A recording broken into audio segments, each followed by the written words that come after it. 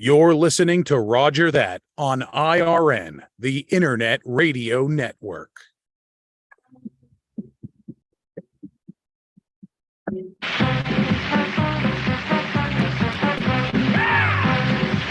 You're listening to Roger That on IRN, the Internet Radio Network. The following program contains strong language, very strong language, adult situations, possible alcohol use, definite. You're listening to Roger That possible wombat sodomy. The Internet discretion is advised. The following suspects are innocent, strong language, guilty, very strong language, adult situations, possible alcohol use, definite. You're listening to Roger That possible wombat sodomy. The Internet discretion.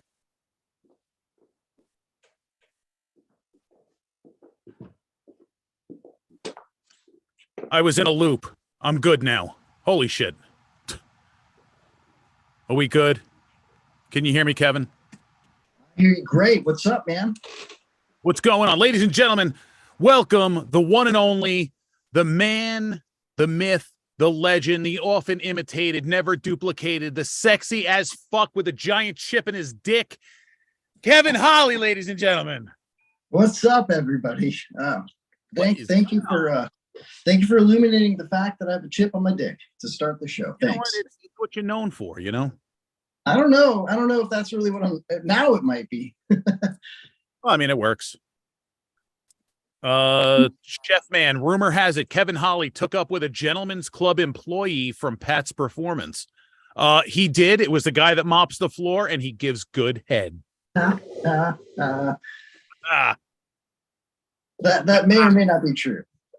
Hey, man, not my fucking business. This is 2022. We ain't going to judge because it would be wrong to do so. You know, people are going to know me now for having a chip in the tip of my dick. I'll explain. Do you remember the scar from like the polio vaccine that your parents probably got? Yeah. It's kind of like that on the tip of my pepe. So while the doctor was circumcising you, he sneezed? Is that what you're trying to say? That's a good theory. My older brother thinks that it was from a time when I was a kid, about 5 years old, and I was working one of those well pumps, the kind that you crank down with your hands, you know. And okay. I wasn't big enough, not down there. I was 5 or 6, but I wasn't heavy enough to push it down like that third or fourth time to get it to really start pumping water. So I straddled it, and it racked me, and I bled out of my pepe. And my older brother to this day says that's why I've got the chip on the end of my pepe, but it's not. That I actually bled out of my urethra that day. Now that's fucking horrifying, to be honest. But what I find fucking hilarious is I made that just as like a passing fucking comment, and you ran with it. You're like, why are you talking about the chip on my dick? But then you kept going with it, and that's why I love you. I appreciate that, and I love you as well. I just feel like I had to explain it, because if I'm going to be known for having that feature, it should not be rumored, you know. But it's more mysterious if you just let it go. You know, he's got a chip on his dick, but we don't talk about it. Now people are going to be like, you know, you're going to get a chick is going to be like, yo, Kev, I hear it's like naturally ribbed for my pleasure. What are we doing here? See, you got to leave the mystery, my friend. Come on. Well, maybe that's what's happening right now. Maybe you were giving me that mystery opportunity. Ladies, 727-237. It's hooked up. Let him call. What the hell? What's the number to call the show? I don't have a call-in number. I haven't figured that technology out yet, dude. I'm fucking way behind, and like I've been so fucking busy with work. This show barely happened today. It was like it barely happened. You know, the IRN, man, I'm really proud that the show's on the IRN. I'm very proud to be here. So big shout out to Mike. Thank you so much for having me on. Dude, it's like family, you know. Do you know that comedian Rubberface? That guy, Terry Gillespie?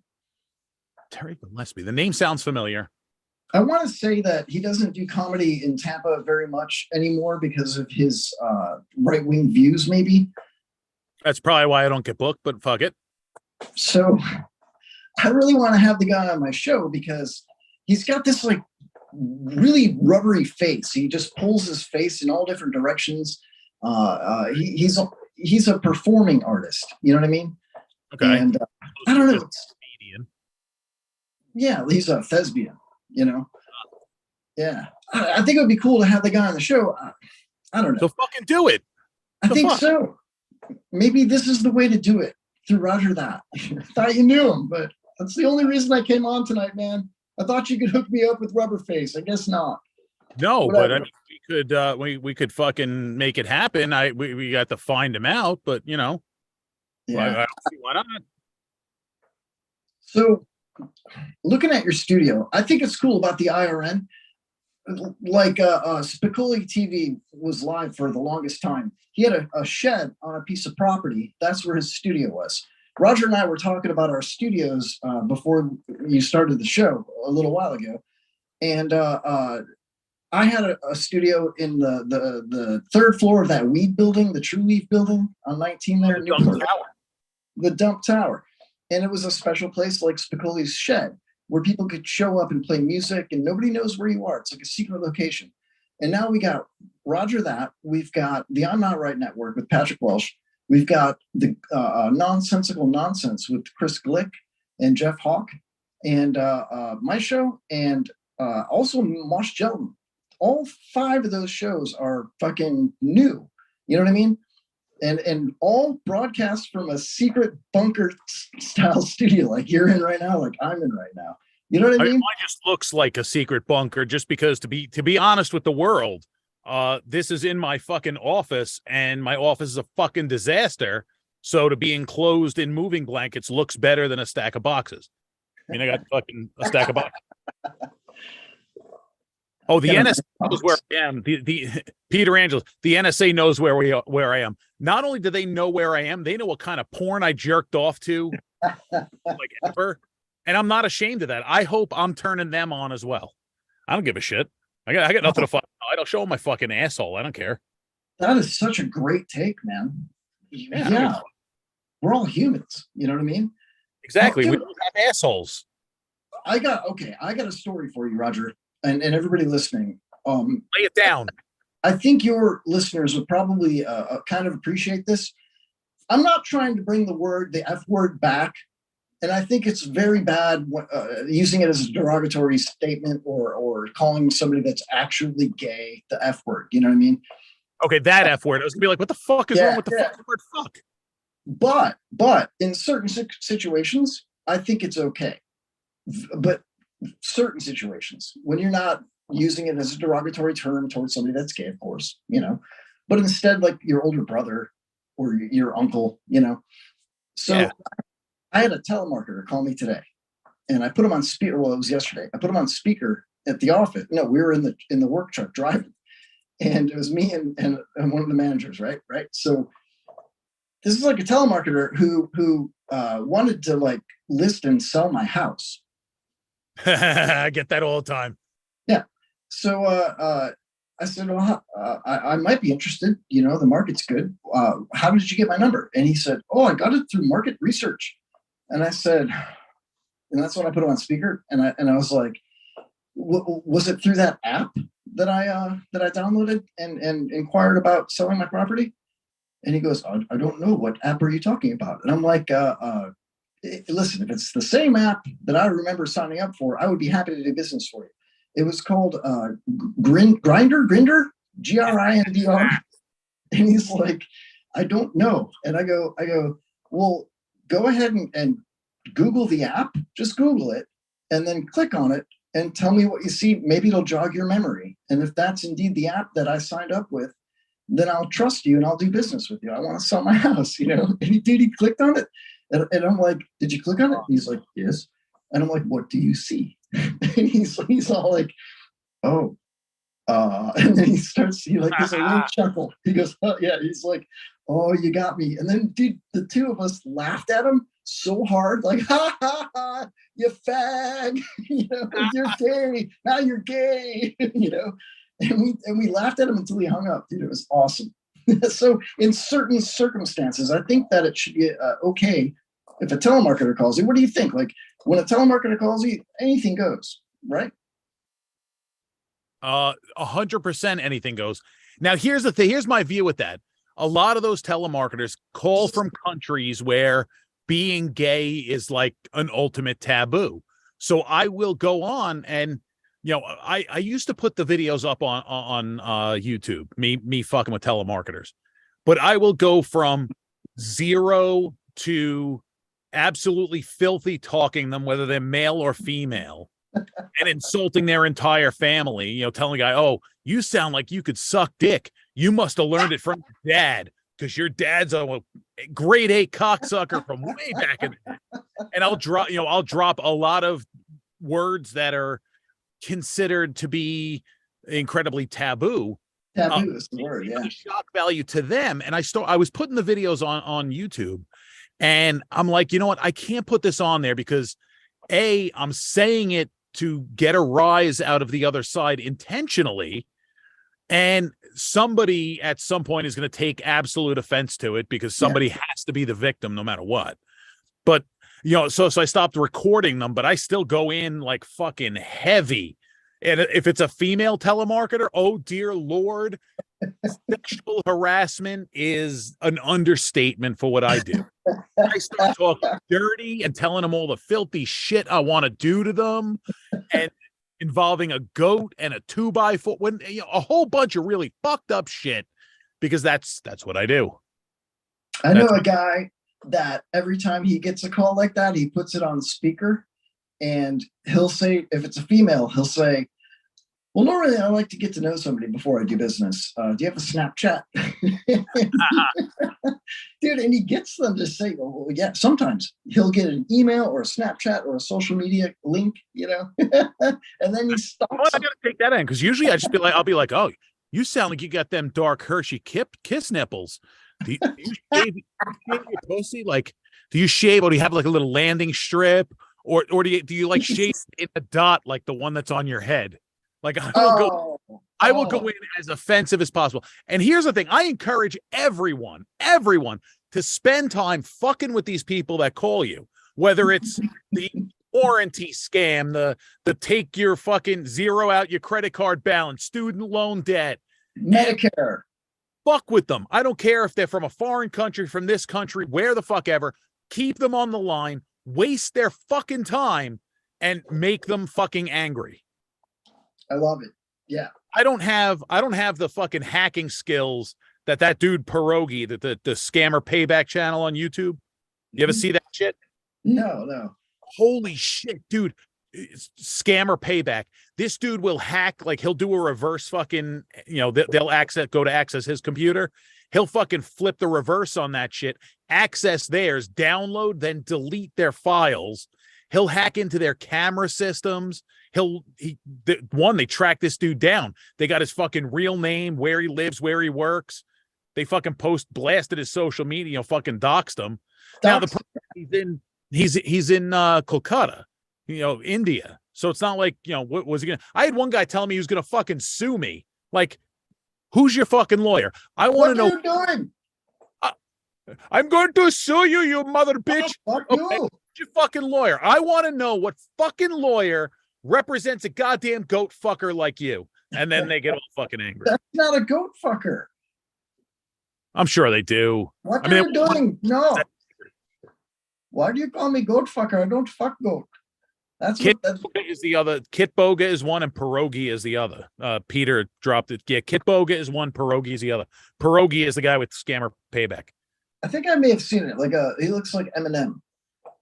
Yeah, well, it's two dudes. They're two separate channels. They kind of look similar. They act similar. They're both doing the Lord's work, to be honest with you. Yeah. Do you know that my cell phone number is 1 digit away from the Hungry Howie's hotline in Pinellas Park, Florida? Really? How many phone calls do you get looking Great for? Question. That's a great question. I get about 1 or 2 a month, and it's been going on. This is the good start to a porn premise, right? I never even thought of that, dude. What the fuck? What was that movie back in the 80s? It had Patrick Dempsey where he Loverboy. Loverboy, yes. and he was like a male escort, a male Extra prostitute, anchovies. extra, and he would deliver it in a fucking Jeep with a sombrero. It was like a Mexican. Holy shit, that was a great fucking movie. So when they call me to order, this is how I answer my phone, Roger, my personal cell phone. For the last 20, 25 years, same phone number.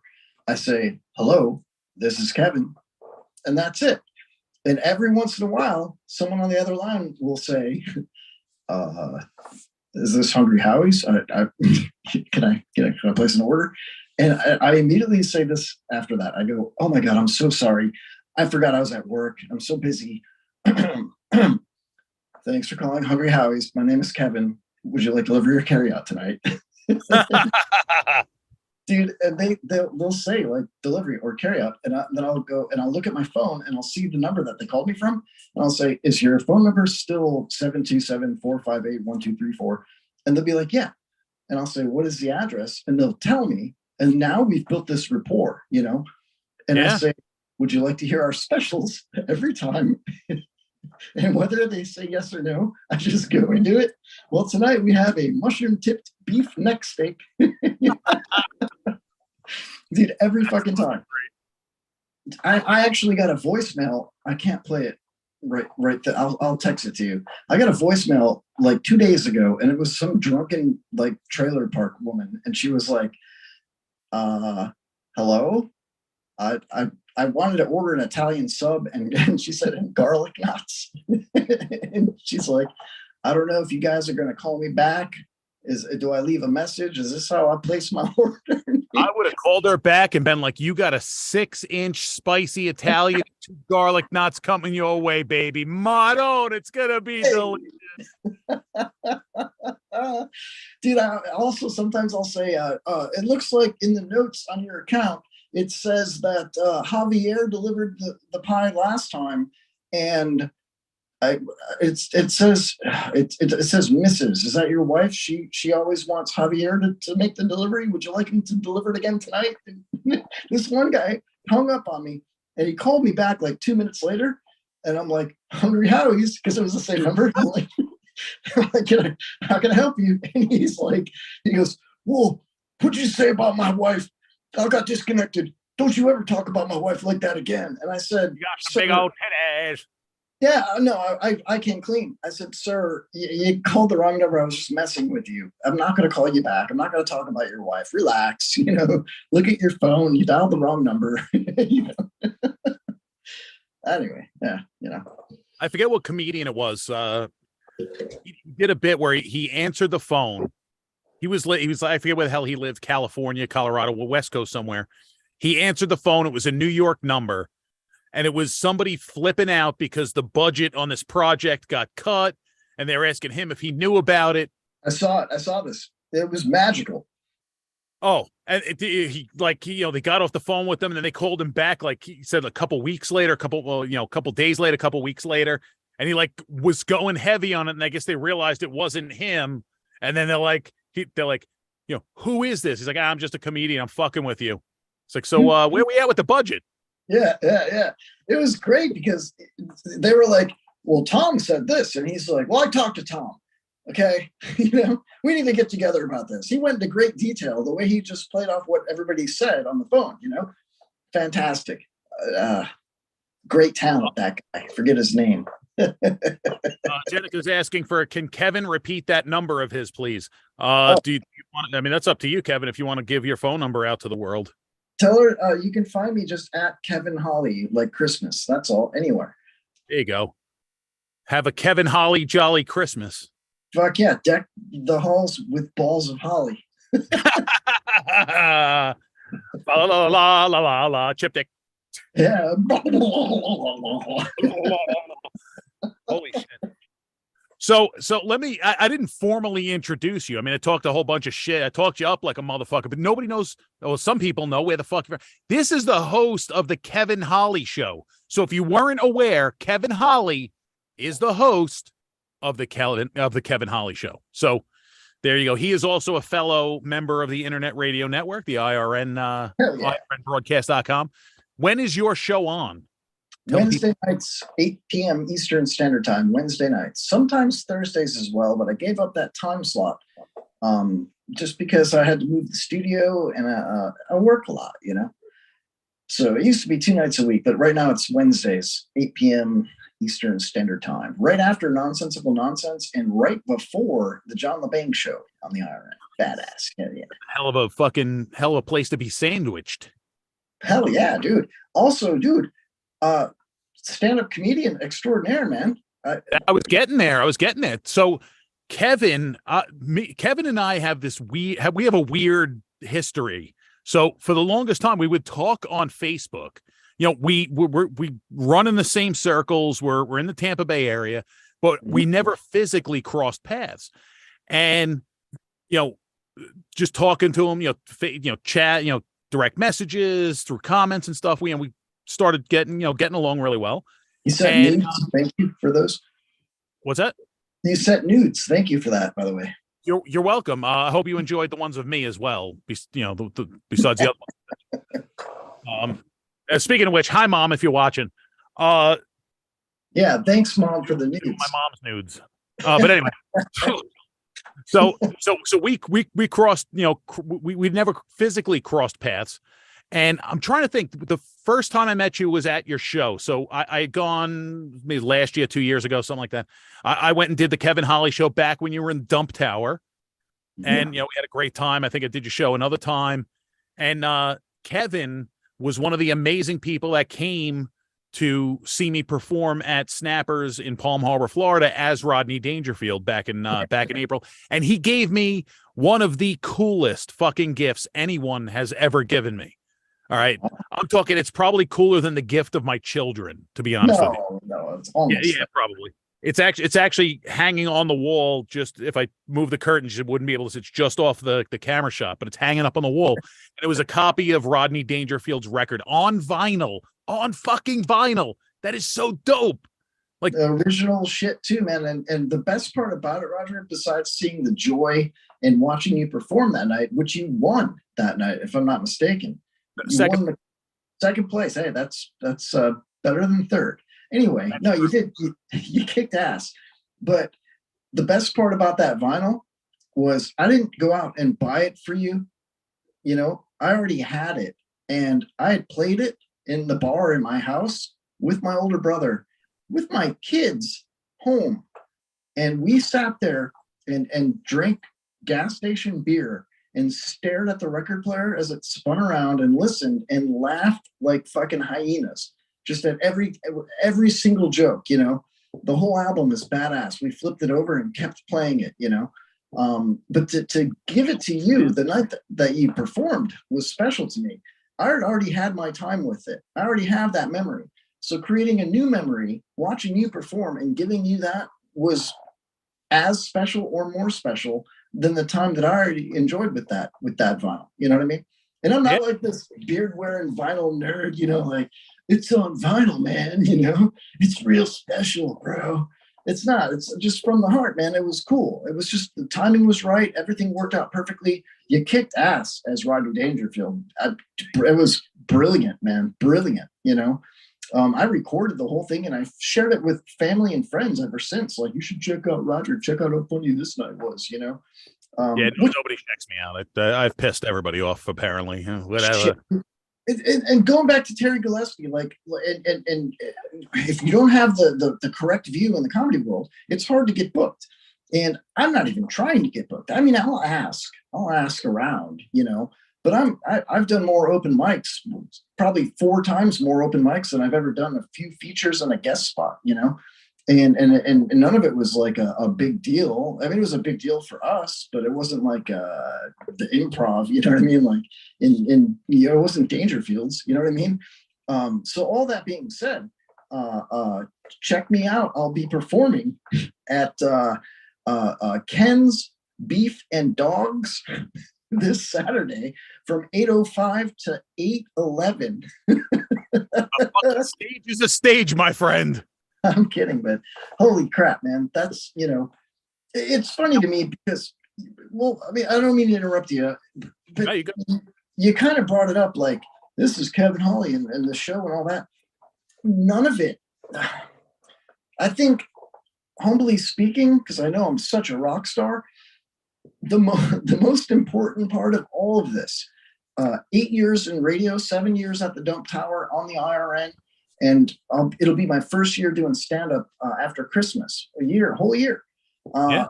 The only thing that I really passionately take from all of it is making other people laugh. That's it. Getting a hug from an old lady on the sidewalk, having somebody send a direct message or an email that says, wow, that was a really fun show. I followed your guest for years and it was cool to hear them talk on your show. You know what I mean?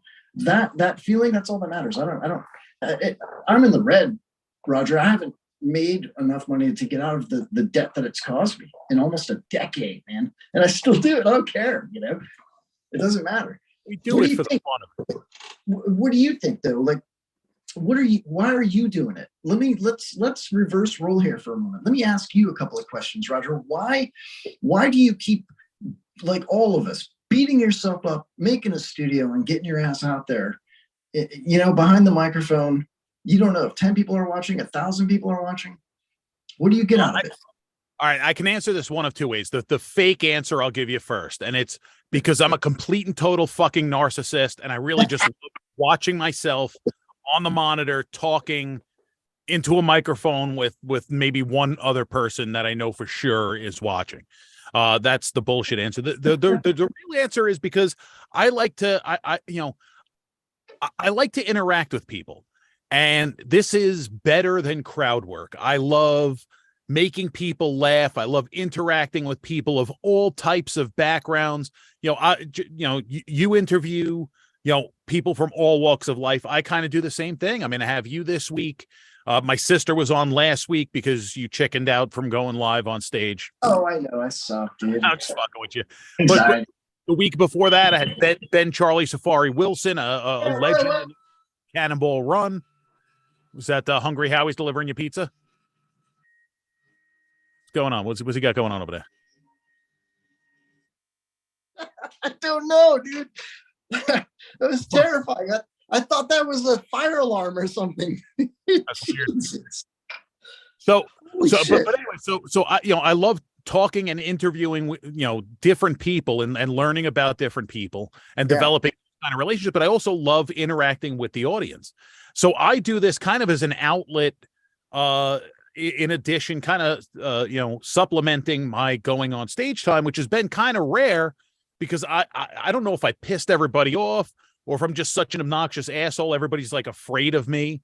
I gotta watch the show. Back when I had the Foo Bar show, I had interviewed JJ Curry. Great guy, fucking hilarious dude. Yeah.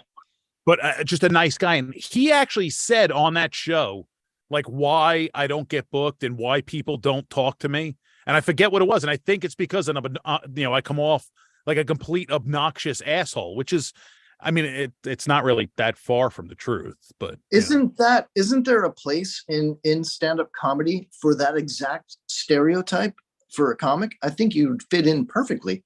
There's not a lot of people that are big and strong and have that New York fucking attitude and loud, deep pipes, that intimidating tall stance on the stage, But I think part of it has to do with the fact that the people, the gatekeepers, as it were. Actually, there's two sides. One is I think the gatekeepers might be intimidated by me, not because I'm funnier than them, but just because I have a very, over the top, outspoken, loud, larger than life kind of attitude about me, which is what's funny is, I always say that me on stage is the same as me off stage. It's that you're getting the same guy. The only difference is on stage, you're getting me, with prepared material as opposed to off stage where I'm just, flying off the cuff. But, the other reason is with the gatekeepers is the fact that I am incredibly filthy. I curse all the time. I talk about sex, drugs, rock and roll, and I don't give a shit. And I'm not going to fucking censor myself at all. I'm not going to do it. I like that. And that again, it goes back to there's a place and not a role, but there's a slot. There's a place for that type of person in the comedy world. There's people that are completely fake. Like, for instance, for me, I'm the same guy as well, but I take a nervous shit before I do anything. You know what I mean? So am I really the same guy? I don't know. Cause I was. You are the same guy, just about 2 pounds lighter. Yeah. Could be 2 pounds. I will hope it's 2 pounds. That would make me feel bigger than I am.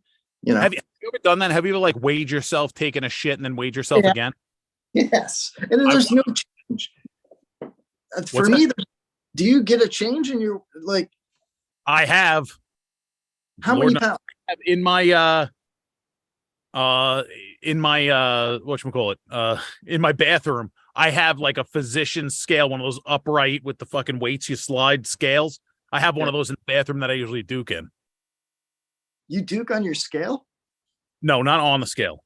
So I go on the scale, weigh myself, then fucking drop anchor, and then weigh myself again. I've got questions. So when you weigh yourself, then you drop anchor, and then you come back and weigh yourself again. On average, how many pounds would you say the average shit makes you lose? I think the biggest I recorded was like 1.5 pounds, 2 pounds. Okay, for a guy like me, I'm about half your size. I would say I would be lucky for a 0.5 pound to 1 pound, which is barely noticeable. I mean, I take big shits. I'm a big asshole.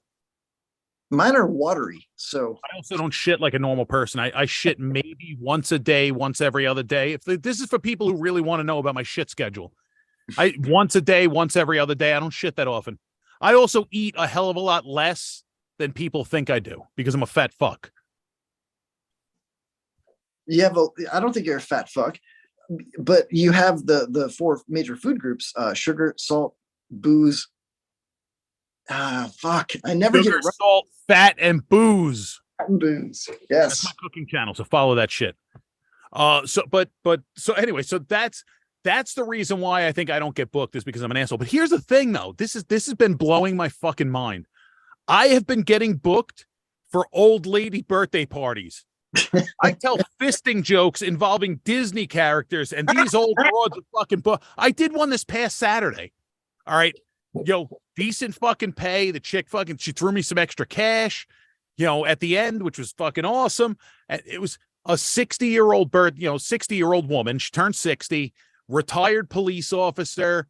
Man, this chick was fucking great looking for 60. Like, holy shit. So, I mean, I'm fucking, I'll do whatever. You pay me, I'll fucking tell jokes. And what the craziest thing is, you saw me at the Rodney Dangerfield show. Did I have a couple of people in that fucking audience? I think you had your wife. I think you had me. Right? Yeah, there were more. There were more. Almost that whole middle table was all my sister, my friend. Are you Kim, serious? I just thought people really liked you. No. See, and that's the thing. That's like I finished in second place. And you said it's better than being in third place, but I got to be honest with you. Adam Snare was the third place. He did Norm Macdonald. I think he did better than I did. Absolutely. I think the only reason why I did as good as I did is because I had people in the audience. I think I like Rodney Dangerfield, and I think just from the length of time that he was relevant compared to Norm Macdonald, he might have beat him by a decade or more. So I think more people are familiar with Rodney, but I don't know, man. If I was to have to pick between Rodney and Norm in real life, I would probably pick Rodney because I'm a Don Rickles, Rodney Dangerfield, Johnny Carson kind of guy. You like old Jews. I get it.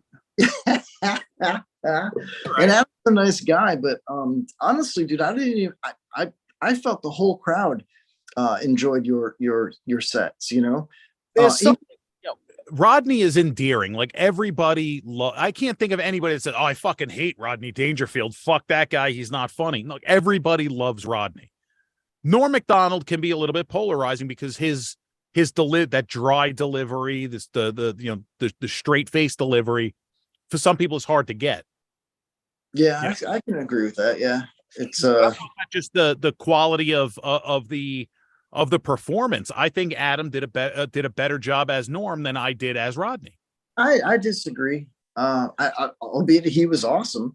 I disagree. And you know what's funny? Two things. You're conceding right now to Adam Snare, which is humble.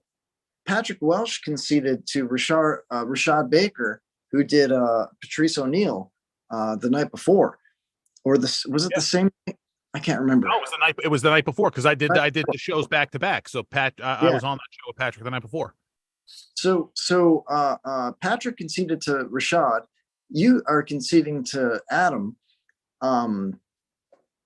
The other thing was God bless it. What's the other thing that was on my mind, Roger? It was Tacos, 60-year-old broads with giant fake tits. Not the fake tits of the old people. No. God bless it. I can't remember my train of thought, dude. Ooh, the second place, Adam, Rodney Dangerfield, Paul McDonald. No, I had something else on my mind. I'm stupid. Boy. These are called callbacks, people, in case you didn't know. Yeah. Lover Boy. That's Lover Boy. Thanks for bringing that back. Anchovies.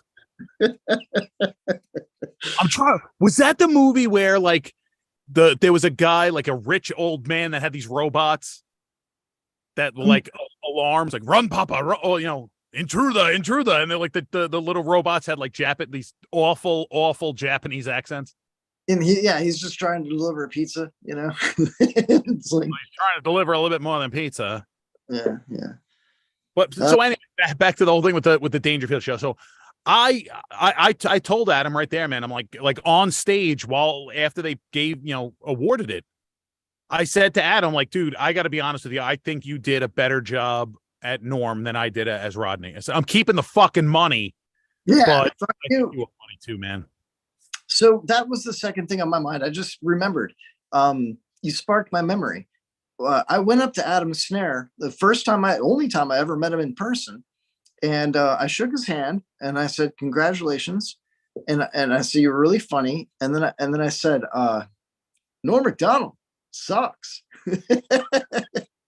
And Patrick Welsh was standing next to me, and he's like, "Yeah, Norm Macdonald sucks." And no, Patrick didn't say it. Adam said it back to me. Like a half an hour later, he was still there. And as I was going to leave, he whispered behind me. He was like walking. He just happened to like cross back paths with me, and he whispered in my ear, "Norm Macdonald sucks." So we saw who's that other comedian? Fritz Wagner. Do you remember Fritz? He's a handsome younger guy, maybe 23 years old, looks a little bit like Matthew McConaughey. And he's been around all of Florida. So he does a joke about proving he's not gay by doing what he, if I do it and I don't like it, then I know I'm not gay, It's something like that. Well, Patrick and I saw him at a Threshers game, Clearwater Threshers, what is it? Indie League Baseball, right? And I'm like, "Is that Fritz Wagner?" And Patrick's like, "Yeah, I think it is."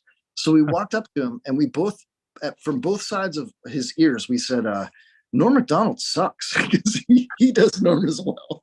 And the dude turned around like, "What the hell?" I don't know. Norm Macdonald sucks, man. Did he do that Hollywood show?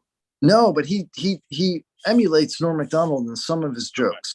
People kind of say that he reminds them of Norm Macdonald, I guess. I don't know. He reminds me of Matthew McConaughey. I almost thought I had a chance with him, Yeah. But I guess not. I guess he's not gay. But that dude Adam, he's a nice guy. He's fucking funny. I did a show with him at Snappers last 4th of July, not this past year, the year before, and it was me, John Butera, Kojo Prince, who's fucking hilarious. And it was a fucking awesome show, awesome fucking time. I think I saw John Butera at Snappers headlining once. Is he the guy from New York? Yeah, when I do shows in New York, most of the shows I do, he books me on. Yeah, I think I saw him headline. That's cool. Yeah, in fact, I'm sure I did. Well, he headlined at that Haunted Hollywood show. He was the guest judge. He headlined that night. You're right. That's where I saw him. And he had his family with him, and his son was like outside the door because he couldn't come inside. Yep. So you stood out there and listened. His wife and kids was there, if I remember correctly. Yeah, when I got there, he was sitting having dinner with his family, and I had the bartender make the fruitiest, gayest drink she could, and have. He didn't even drink it; his wife drank it, which is hilarious. So now I remind him, "Hey, John, I bought your wife a drink, bro." Dude, I saw some other out of state comedian headline at Snappers where that Patrick opened for. I forget her name. But she did some crowd work, and I happened to be sitting at the very front table at Snappers, a little round top right there in front of the stage. Yep. And I was at a date with, well, I don't know if you call it a date, but I was with like a girl, a fuck buddy, if you will. And that's what she calls it anyway. Whatever. Yeah. So the headliner was like, you guys, how long you been together? And I looked at her and she looks at me and we're like, because we weren't together. And the girl says, like a month.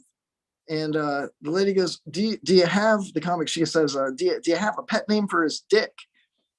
And we looked at each other and I was like, don't you dare, and I like hit my head.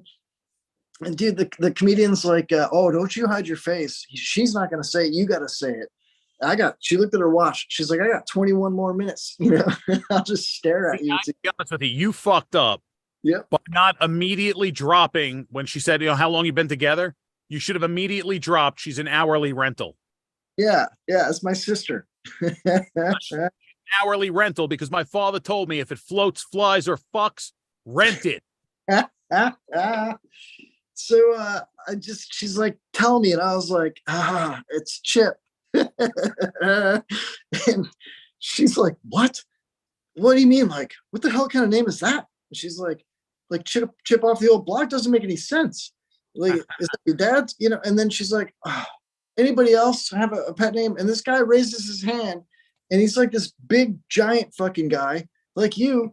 And she goes, what's your pet name for his dick? And he says, it's Big Dick Daddy, like that. And this comedian's like, oh yeah, we got Big Dick Daddy over there and little Chip over here. It was terrible.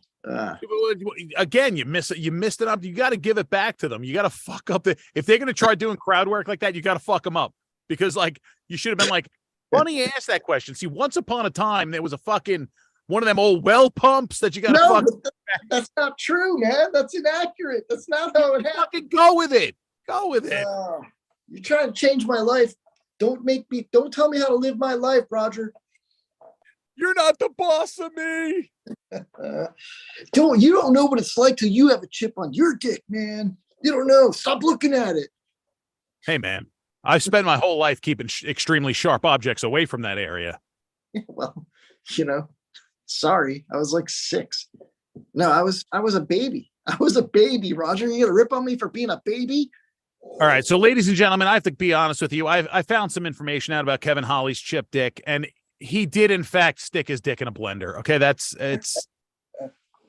I'm sorry, I can't keep the secret anymore, Kevin. He stuck his dick in a blender.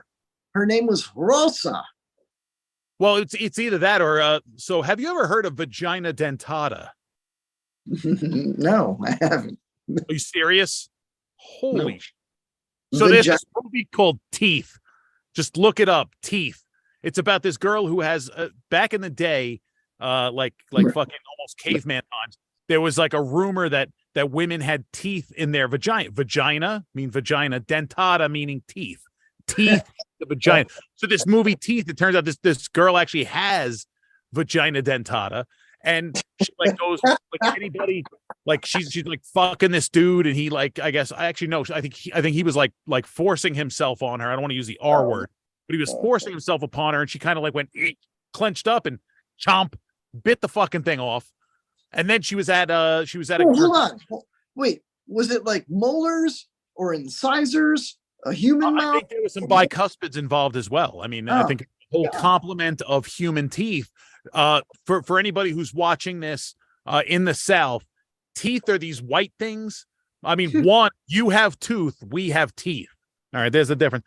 But so she's at the gynecologist's office, and I guess he's taking a little liberty with her, and she like fucking clenched and bit his finger off, and he's holding his hand, he fell back, he's like, vagina dentata. Fucking vagina dentata. There you go. Now you know what it is. So that's another story for how you got the chip. That's the nightmare fuel, is what that is. Yeah, Absolutely. But imagine if a fucking stand-up comedian's on stage asking you, "Oh, what's her pet name for your dick?" And you say Chip, and then she's like, "Oh, how'd you get that?" And like, have you ever heard of vagina dentata? And you just fucked her whole bit up right there, and that makes you a king. Don't heckle comedians, but if they go to you, give it back to them. All right. I guess I could have done that. Oh fuck. That would have been good. 2020, and now you know for next time. Yeah, next time anybody makes fun of my dick, vagina dentata. If you're at a show with Big Jay Okerson and he fucking asks you about your dick, just be like, "No comment, sir. I don't want to engage," because he will fucking he's the king at fucking crowd work, like the absolute fucking king. Best name is Big. Hang on, Big Timber. That's a good one. Big Timber. Don't they say that if your porn name is your middle name and the street you grew up on? I guess. What would yours be? So middle name and street I grew up on. It would be Edward Hillsdale. That's pretty good. But now what's funny is a comedian friend of mine from New York, his real name, like birth name, is Jimmy Hammer. Now, what would yours be? Mine would be Arthur Hickory. All right, see, that's like a legit porn name. It's probably a gay porn name, but it's at least a fucking porn name. Hickory has a better fucking ring to it than Hillsdale. Well, or Hammer. Edward Hillsdale sounds like I was a fucking colonel in Her Majesty's Navy back in the fucking 1700s. You make cheese. It's like you're. Oh wait, didn't you say you grew up on a poultry farm? Yes. That was you, right? No, because you sure know how to raise cocks. Hey. Hello. All right, so Kevin. Yeah. 2 big black roosters are sitting on a fence. All right, 2 of them. How many beaks do they have? How many beaks do they have? 2 black roosters. How many beaks? I'm going to say roosters don't have beaks. No, roosters have beaks. And since there's 2 roosters, it would be they have 2 beaks, right? Well, what are they standing on? Say it again. There's 2 big black roosters sitting on a fence, like a fence. Okay. How many beaks do they have amongst them? 2 big black roosters. How many legs do they have? 4 legs, 2 beaks. How many wings? 4 wings total. Correct. A little white kitten jumps on them and eats one of the fucking roosters. How many teeth does that white kitten have? Be accurate. I don't know how many teeth a cat has. I'm going to say vagina. What you're saying is you know more about big black cock than about little white pussy. That one's an antique. Be careful with that one. Yeah, it's an antique for sure, dude. You still got me though. For fuck's sake, man. It was going. It's comedy. Misdirection followed by a surprise. Did you know that when chickens have sex, they fucking die? The one I thought died. Oh, dude. That's terrible. That one's awful. I was in Alaska recently. You ever been to Alaska? I have not. Yeah, it's really cold. I went into a bar with 3 baby seals. We all went into a club. Nice. Yeah, one lived. Nice. Big See, club. since it was in Alaska, are you sure it wasn't a Klondike bar? I'm pretty sure it wasn't. Well, that's a lesbian bar in Alaska. It's a Klondike bar. The Klondike, yeah. Or for clone in Japan. Oh. Klondike bar. Klondike. This is going nowhere fucking fast. This is going to canceled fast. So, got any good jokes there, Roger? I got tons of good jokes. I mean, I got tons of jokes. I don't know if they're fucking any good. But actually, here's a question for you. Did you see the new Weird Al movie? Did you watch? it hit me in the feels. The second or third segment or episode, I don't even know if it's episodes or if I just didn't watch the whole thing yet all the way through, but like a third of the way into it, when he's at the pool party with Dr. Demento, and all of those characters are there, from Pee Wee Herman to Andy Warhol to Tiny Tim. It was amazing to me just to watch it and to see the cameo already with Weird Al and Dr. Demento. It really hit me in the feels. I still haven't completed watching it, but I told my kid to watch it. She's going to be 18. Okay. Imagine growing up in my house, dude. You know what I mean? And this kid knows all these parodies. I've been playing her stuff from Dr. Demento since she was a little tiny little thing, you know? And so she watched it. She asked me through text, what was it called again? And I sent her a link, and she watched it while she was homesick from school while I was at work. And she texted me that she was crying, that she remembered all the stuff that I had told her about and what she had listened to. She knew who those people were. It was amazing, you know? So yeah. What do you think of it? I love it. If you weren't feeling old yet, this year, Pee Wee Herman turned 70. Oh, wow. That's my dad's age. My dad's older. 70, man. 70. And I remember, as a kid watching Pee Wee's play. I mean, not really a kid. I was a little bit older when Pee Wee's Playhouse was on, but still, the movies, Big Top Pee Wee and Pee Wee's Big Adventure, the fucking guy's 70. Actually, it was almost heartbreaking. Christina Applegate. You remember her as Kelly Bundy. Yeah. She's got MS, which is awful. But she just got a star on the Hollywood Walk of Fame, and seeing starting to really feel the effects of the illness. It was really sad. I was really sad. I thought you were going to make a joke like Michael J. Fox, like her star's all fucking. No, I'd still fuck the shit out of her, but Yeah. No, I mean, yeah, I'm not that horrible of a person, man. Immediately think I was going to talk shit. No, it was actually legit fucking sad. It's like we're fucking getting old and this sucks. Now, here's something crazy about Pee Wee Herman. All this shit going on, the Hollywood sex scandals and everything. Everybody's like, oh, Pee Wee Herman. No, all Pee Wee Herman did was jerk off in a porn theater. Like, that's why you're there. Dude, in Sarasota, by the way. I did. Speaking of Sarasota and where Pee Wee got busted, my first and original co-host on the Kevin Holly Show, Jay Bird, one of my best friends forever. He was just over here a couple days ago borrowing tools to fix his car. I gave him all my air tools and my compressor. So his dad, Pops, was the old guy in the wheelchair on my show. Remember Pops? Yeah. So Pops lived like just a couple blocks away from that porn shop in Sarasota. That's where Jay grew up, right there where Pee Wee got busted. So there's a picture. If you go Google, anybody listening, Google, the porn shop that Pee Wee got busted at in Sarasota, and you'll see there's some images on Google Images of, I think it's the National Enquirer. The front page shows that porn shop. It's like black and white, or grayscale. And, it's got a headline about Pee Wee Herman getting busted. Well, Pops had a van for his plumbing and handyman business. And he asked the people at the porn shop if he could park it in their parking lot with a for sale sign because of the intersection and the busyness. And they said, sure. So that picture on National Enquirer has Pops's van with for sale sign and his phone number on it. Everything did that.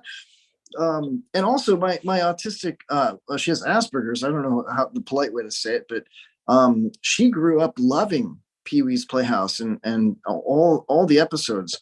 It calmed her down. She just laughed her ass off and loved it. And she's become somewhat of a comedian herself. She's like 22 now. She's a grown ass person, but that's how she grew up, man. There's something to be said about that stuff, man. Today is November 22nd. And this joke is for the occasion. Name 3 people that got shot in the back of the head. JFK. Because today's the anniversary. Right. The back of the head. Yeah. there's a reason you brought this up. That's hard to think of, right? I'll tell you what. I'll tell you the answer. So Kennedy, that's one. Lincoln. I was gonna say Lincoln, but I thought he got shot from downstairs. No, the guy he came in Walked from behind and shot him in the back of the head. Pulled And the curtain. third person is the guy that sat in front of Pee Wee Herman in the movie theater. I knew there was something. So do you know? Nice. I got the bell. I got to get one of them. So did you know that there are a lot of a lot of eerie similarities between Lincoln and Kennedy? Yeah. I heard Easy talking about that. Secretary named Lincoln. Lincoln had a secretary named Kennedy.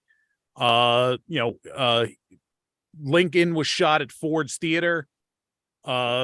Kennedy was shot in a Lincoln that was made by Ford. Crazy. The night before he was shot, President Lincoln was in Monroe, Maryland. And the night before Kennedy was shot, he was in Marilyn Monroe. Crazy fucking coincidences, man. All these celebrities keep dying, Roger. It's so sad. Like, remember 50 Cent? He took 9 shots at close range and didn't die. He survived. And then Tupac took 7 shots to kill Tupac, right? But it only took 2 shots and a booster to kill Coolio. And Aaron Carter, Roger. Everybody loved Aaron Carter, and he killed himself. At least he didn't get fired from Hollywood like Anne Hesh did. Or Paul Walker. Okay, one more. Gallagher died. You know what Paul Walker was wearing when he died? Fucking 15-year-old girl. I don't know. No, charcoal pants and a blazer. which is the same thing that the guitarist from Great White was wearing when he died. Oh, that's true. That's true. Accurate. Yeah. I remember hearing that. Yeah, it's horrible. Gallagher died. Did you hear about that? Man, everybody loved Gallagher, as a comedian. Here's the thing about Gallagher, though. He was a local guy. Yeah. He grew up in the area. Did you ever have any interaction with him? Well, I remember Mike Calta on the Mike Calta show when Gallagher, in an interview that he begged for to sell tickets for Ruth Eckerd Hall late in his career, he begged for the opportunity. When he got in the studio, I listened to it live. He was like, asked Mike Calta a question. Mike Calta answered it. And Gallagher said, well, that's why you're wrong. That's why you have these problems. And Mike was like, what problems do I have? And he's like, that's where you're, being, an idiot or whatever. And Mike Calta said, you know what? Get out of here. Go smash your fruit in the hall. That's the last thing he said to him. But Gallagher died, man. And all these like right-wing conspiracy theorists, white supremacist, MAGA hat wearing Trump supporters were devastated, but so many left-leaning fruits were spared. Oh, hey, yeah. Hey, I'm just wondering if his brother fucking stole his final act too. Is his brother still alive? Oh, geez, man. Here's the thing with Gallagher though. I remember him. He was one of the comedians that was popular when I was growing up. Shit, Judy Tenuta just passed away. Recently, which she was another one. But Gallagher was actually a dick. Like he was a fucking lunatic. The dick. Yeah, that's what I hear. So fuck him. But yet they take fucking Bob Saget from us. Yeah, that's right. Oh man, I don't know. Judy Tenuta. I mean, how did Judy Tenuta die? She had cancer. Oh shit! I thought she was an epileptic. Make a joke about that. No, of course not. I thought that she was an epileptic. Do you know? Yeah, no. I guess she wasn't. No, she was diagnosed with cancer, I think, last year, and she was fighting it, and just it got her. Which, fuck cancer. Yeah. Hey, what's blue and doesn't fit anymore? I don't know. A dead epileptic. Ooh. Ooh. What's gray comes in pints. What's gray and comes in pints? What's gray and comes in pints? An elephant. What? An elephant. An elephant. Comes in pints. I don't get it. Why does it come in pints? It comes in pints, like it's a lot of cum. Like it fills up a pint glass? Yeah. What do you do if an elephant comes in your window? Swim. What time is it? What do you do if you come across an elephant? Apologize and wipe it off. What time is it when an elephant sits on your fence? I don't know. Time to get a new fence. Hey! Hey! When was it bedtime at Michael Jackson's house? On the little hand. What did Michael Jackson say when he fell off the cruise ship? I don't know. Throw me a buoy. Did you hear Michael Jackson used to like to shop at Kmart? Of course, we've all heard this. Little boy's pants were half off. Did you hear about the collaboration between McDonald's and Michael Jackson? No. Yeah, they're coming out with like a new dish. It's like a hot dog. No, it's not. I think it's a hot dog. It's 50-year-old meat between 10-year-old buns. Nice. Yeah, aged. Did you know that one of Michael Jackson's last wishes was he was cremated and had some of his ashes made into Legos so little kids could keep playing with him? You know why they buried Rock Hudson upside down? So his boyfriend could still fuck him? Basically, so that he could come by and have a cold one, you know? There you go. What do you call? Okay. Sorry, jumping on you. What do you call Rock Hudson on a skateboard? I don't know. Rollades. Hey. So this is an actual fact. Did you know that Farrah Fawcett died the same day as Michael Jackson? Really? No. Yeah, she died earlier that morning, and unfortunately, Michael Jackson's death stole all the news. But what's crazy is she went up to heaven. She went to the pearly gates, and God said, "You lived a very good life, and we want to grant you one wish." And she said, "I want to save all of the world's children." And poof, Michael Jackson was gone. Oh, nice. Yeah. Good for her. Jesus. Yeah. Oh. All right, what are you thinking? Here's another thought for you. John Lennon, you know, the famous commie, he sang the words, "Imagine there's no heaven." And then God said, "Imagine there's no John Lennon." Poof, that fucker's gone. Damn. I was writing a book during the COVID lockdowns. But to prepare for it, I read that book, How to Win Friends and Influence People. You know that book? Yeah. Yeah. I read that and to get inspiration to write a book, but I was so discouraged because of all the people that wouldn't wear their masks, you know? So I wrote a book for them called How to Lose Friends and Influenza People. Hey. All right. That one's good. We're starting to get into dad joke territory. Yeah, I got to bring it back, man. Got to bring it back. There's nothing wrong with dad jokes, man. No, I agree. You know, I mean, just today I was strapping shit down. I had to tow a bunch of shit in a trailer, you know, haul a bunch of shit in a trailer. And when I tightened those straps, I fucking pulled on them and said, "This baby ain't going anywhere." And then I got in the car and shit flew out. hell yeah. It's the way it should be. I still can't get over Tom Cruise though, you know, like, well, not so much Tom Cruise, but his agent, you know, he booked him as Cole Trickle after Dick Trickle, you know, and it was like no big deal. It seemed like it made sense, you know, because of the role, you know.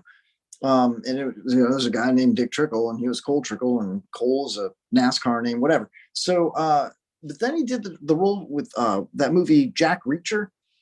Jack Reacher? Yeah, I was thinking Jack Reacher. Yeah, he took the sequel, Jack Reacher Round 2. And I'm like, what's wrong with his agent? Well, how is he still working with the guy? What's next? Missionary Impossible? Hey. Now, here's something funny. Here's a fun fact for you. So the name of the character in Days of Thunder was Cole Trickle. Obviously, I guess an homage to Dick Trickle, who, by the way, when he the last thing to go through Dick Trickle's mind before he died was a bullet.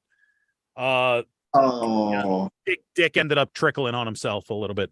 But the person, there was actually, it wasn't Dick Trickle that the character was actually based on. It was a guy named Tim Richmond, who, just like Rock Hudson, also died of AIDS.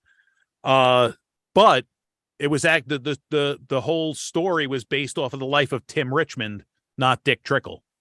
Some of these rednecks are listening right now, and they're like, "He don't know what he's talking about. It's Oh, Dick." no, I absolutely do. No, trust me. If any rednecks fucking watching and they don't know who Tim Richmond is, they need to just go fuck off to fuck off town. Yeah, man. Because they don't know Tim, shit about NASCAR if they don't know who Tim Richmond is. who's Tim Richardson?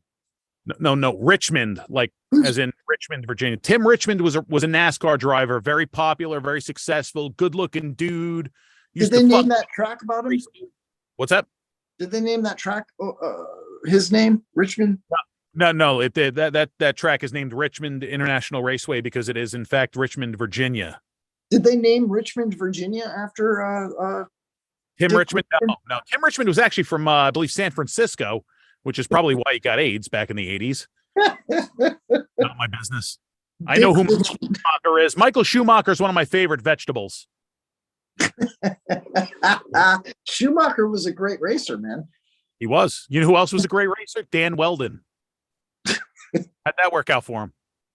Jesus, dude. I remember when that happened. What's funny is my son's a big racing fan, and I took him to it was in August, but the Coca-Cola race at Daytona, and I kept like pointing fucking the turn where Dale Earnhardt died. Oh, Like the famous line was Mike Helton, who at the time was the I think the president or vice president of NASCAR, and he's the thing on the final lap of the 2002 Daytona 500, we lost Dale Earnhardt. So I kept texting my son all night pictures of Dale Earnhardt saying we lost Dale Earnhardt the whole fucking Jesus. night. Yeah, I know. I'm a fucking asshole. Man. I remember when I was listening to Drew Garabo once on the Bone, and he got an email during the show, like a message through the email, like Gmail message app or whatever. Okay. And it threw off his attention, and he got a little perturbed about it. And it was from Anne, what's her name? Who's that? Like the Dove. And there's a radio DJ that's been in the Tampa Bay area for like 40 years. I have no idea. I don't listen to radio. Anyway, the email said, Anne, let's just call her Ann Summers. Ann Summers' email is down. Please try again another time. And Drew was like, talked about it, and then he grabbed the megaphone. I think I have one right here. And he took the little cordless mic, and he went through all the hallways through the sales department. And he was like, Anne's email is down. If anyone has an issue with that, she'll be back up later. And so my mom is friends with that woman, like sort of on like social media. And every time that Anne posts something, my mom will tag me in it, like, oh my God, you'd love my son, And I always reply, is your email back up? And nobody really gets it except Anne and me and my mom. That's fun. Now it's funny you mentioned Garabo. The day that Dick Trickle killed himself. Oh, come on. I was listening to Drew Garabo's show, and he was talking about how does somebody, why would you name your kid Dick? And I had to call in because my father was Dick. My brother is Dick. My nephew is Dick. My grandfather is Dick. My father-in-law is Dick. My brother-in-law is Dick. His son is Dick. I'm surrounded by dicks. No wonder I'm an asshole. No, come on, though. Like, pussy would probably be a better, maybe not accurate. Yeah, I'm sorry I said that. Don't kick my ass. Do you know how you get Dick from Richard? Like, seriously, my father's name was Richard. He used the nickname Dick. Do you know how you get Dick from Richard? Yeah, kick his sister in the teeth. No, you ask him nicely. Oh, buy him a That's what drink. I used to say, Dick Nelson before Nelson dicks you. I'm not even kidding. He used to fucking say that. My father was a lunatic. I love the man. Oh, it's fantastic, dude. Oh, what about your mom? What's your mom all about?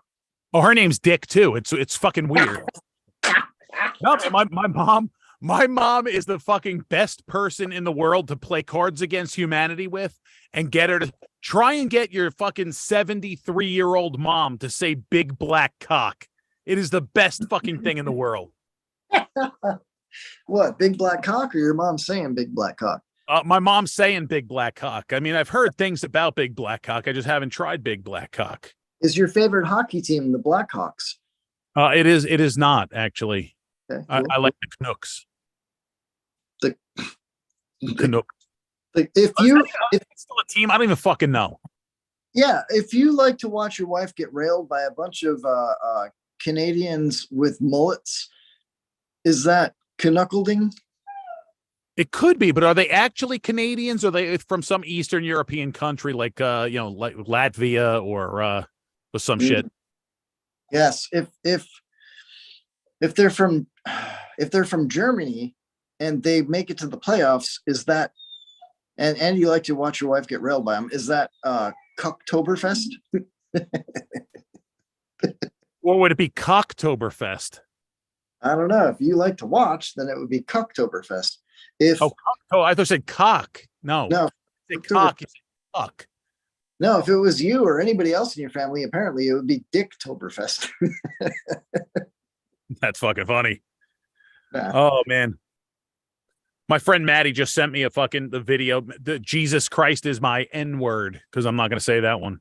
Oh man, why not? Just go ahead and say it. There's only one word I put the hard R at the end of, and that is Roger.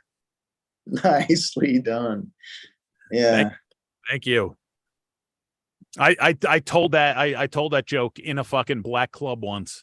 It's like the whole audience is all black, and I said, you may look at me, big fat white guy. I have no problem with saying it with the hard R, and there's not a fucking thing anybody here is going to do about it. And they're all like fucking looking at me like honky about to die. Roger.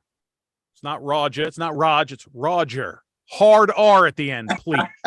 That was also the one I said, despite the fact that I'm the tallest and the heaviest on the stage, I guarantee you I'm the shortest. Because it was all black comedians. I was the only white guy. Yeah, he is. 6 minutes, man. You're a minute over. I was at Snappers once, and there was a lot of black comedians and their friends there.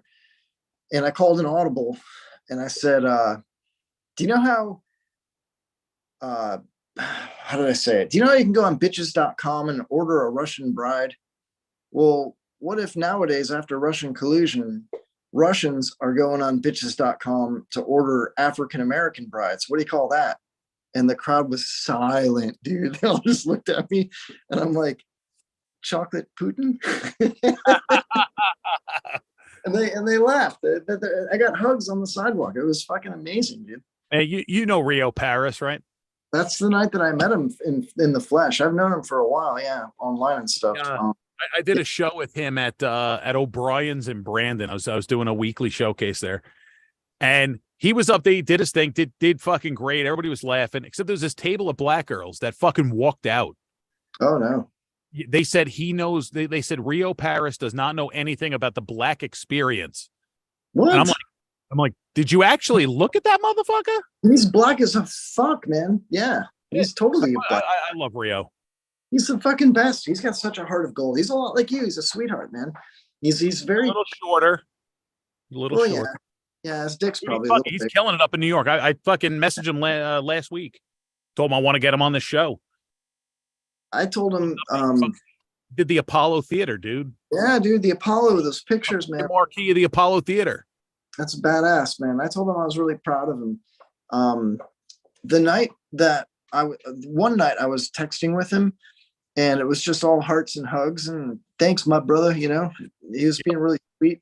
And a friend of mine called me and told me he got a really good gig, excuse me, in radio.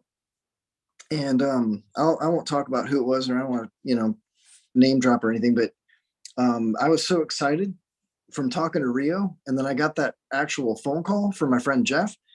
I had a beer in one hand and my dog on the leash in the other. And I stepped in a sprinkler well, like on the sidewalk where a little sprinkler was. And I just fucking fell down, and my dog dragged me like 15 yards.